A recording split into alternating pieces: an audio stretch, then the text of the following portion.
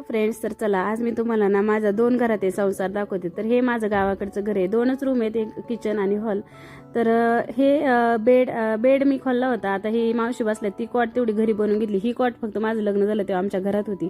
बाकी ती 2 कपाट आणि तो किचन मध्ये सोफा आहे। हा सोफा मी नवीन घेतला होता, मी इकडे राहायला आले तेव्हा। हे ड्रेसिंग टेबल आणि हे कपाट आमच्या आत्याने 1 वर्षापूर्वी विकत घेतले आणि हा सोफा असं माझ्या लग्नातील फर्निचर आहे। आणि हे सगळं काही आहे ना असं व्यवस्थित सजवलंय मी। आता मी नवीन घेतलंय ना त्याच्यामुळे गावाला गेले आणि सगळं आधी गावाकडे जाऊन सगळं व्यवस्थित सेट केलं। हा टेबल वगैरे सगळं व्यवस्थित लावून आले।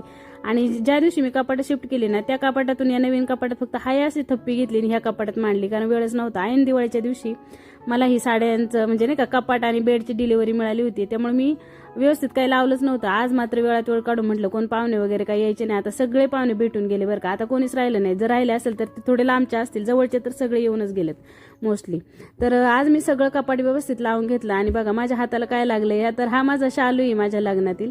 तर त्यावेळेस स्वस्त होती बरं का। 4 साड्या मी 5,000 मध्ये घेतल्या आणि आजकालचा विचार केल्यानंतर 5,000 मध्ये नवरीच्या ब्लाऊजची शिलाई पण होते। एका ब्लाऊजची शिलाई 5,000 पेक्षा जास्त घेतली जाते आणि दिली पण जाते। तर त्या काळात माझं लग्न झालं 2007 मध्ये। तर तेव्हाचा हा शालू आहे आणि खूप सुंदर आहे, असा मरून कलर आहे। मला तर खूपच आवडतं, म्हणून मी जास्त काही नेसत नाही। मला एक आठवण म्हणून ती जपून ठेवायची, म्हणून मी ना अगदी जपून त्याला एवढं काही नेसत वगैरे नाही, खराब होईल म्हणून नाही का, असं सारखं फक्त आठवण झाली की हात लावून बघत असते। एक वेगळीच आठवण असते। लग्न म्हणजे आयुष्यातील सगळ्यात महत्त्वाचा क्षण असतो, हो की नाही। तर आज म्हणजे नाही का व्यवस्थित लावून घेतले कपाट, साड्या वगैरे सगळं। आणि ह्या हातात पिवळी साडी ना ती माझी साखरपुड्याची साडी बरं का। तर फायनली हे बघा हे सगळं असं काही मी व्यवस्थित आवरून घेतले। आज कोणी पाहुणे पण नव्हते, आत्या पण इथं बेडवरच होत्या, गप्पा मारता मारता मी सगळं असं व्यवस्थित आवरून घेतलं, म्हणजे त्यांना पण टाइमपास होतं ना आणि माझं कपाट हे आवरायचं राहिलंच होतं। सगळे पाहुणे येतात आणि नवीन फर्निचर आहे म्हणून हौसेने कपाट उघडून बघतात आणि मग ते अस्ताव्यस्त सामान पडलेलं दिसलं ना मला खूप लाजल्यासारखं व्हायचं, म्हणून मी आज फायनली असं छानसं कपाट माझं आवरून घेतले। आत्यांचं जेवण वगैरे झालं आणि मी अशीच बसले होते। आणि आता आयुष 2 दिवस झाले रूमवर शिफ्ट झाले पुण्याला। आता अपडाऊन करत होता 3 महिने, पण त्याचं काही अभ्यासाला वेळ भेटत नव्हतं, एवढं दमल्यासारखं व्हायचं आणि पीएमटीची गर्दी नको नको झाली होती। फायनली माझं पिल्लू घरट्यातून उडून गेलं आणि रूमवर शिफ्ट झाले।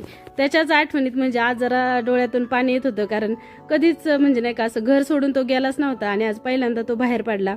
आणि फोन करतो व्यवस्थित आहे, तो हॅप्पी म्हणजे रमलाय तिथे। पण आईचा जीव कसा असतो की या मुलात जीव गुंतलेलाच असतो, कसं होईल काय होईल या काळजीनेच नाही का असं डोळ्यातून घळघळ पाणी येत होतं। तेच मी तुमच्याशी शेअर करते। चला मग आजचा डेली व्लॉग कसा वाटला ते कमेंट करून नक्की सांगा। आणि माझ्या चॅनलवर जर नवीन असाल तर माझ्या चॅनलला सबस्क्राईब केलं नसेल तर माझ्या चॅनलला सबस्क्राईब करा। चला मग आजचा व्हिडिओ येथेच एंड करते, भेटूयात नेक्स्ट व्हिडिओमध्ये, तोपर्यंत बाय बाय।